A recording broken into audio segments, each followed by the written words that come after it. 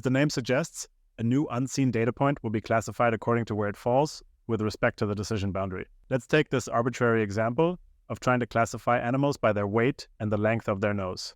In this simple case of trying to classify cats and elephants, the decision boundary is a straight line. The SVM algorithm tries to find the line that separates the classes with the largest margin possible, that is maximizing the space between the different classes. This makes the decision boundary generalize well and less sensitive to noise and outliers in the training data. The so-called support vectors are the data points that sit on the edge of the margin.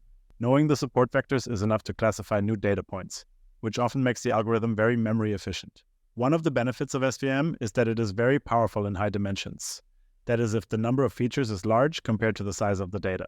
In those higher dimensional cases, the decision boundary is called a hyperplane. Another feature that makes SVMs extremely powerful is the use of so-called kernel functions, which allow for the identification of highly complex nonlinear decision boundaries. Kernel functions are an implicit way to turn your original features into new, more complex features using the so-called kernel trick, which is beyond the scope of this video. This allows for efficient creation of nonlinear decision boundaries by creating complex new features, such as weight divided by height squared, also called the BMI. This is called implicit feature engineering. Neural networks take the idea of implicit feature engineering to the next level, as I will explain later. Possible kernel functions for SVMs are the linear, the polynomial, the RBF, and the sigmoid kernel. Another fairly simple classifier is the naive Bayes classifier that gets its name from Bayes' theorem, which looks like this.